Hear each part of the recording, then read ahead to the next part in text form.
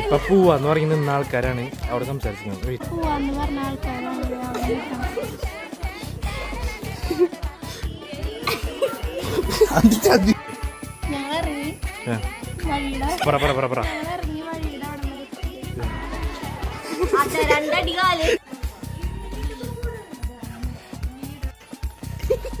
ഇപ്പൊ ഇറങ്ങിയ ആൾക്കാര്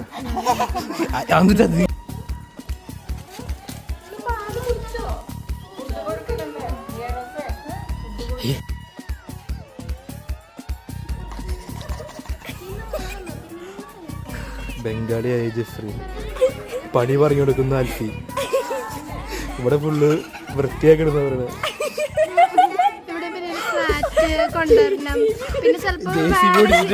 വളച്ചെടുക്കണം.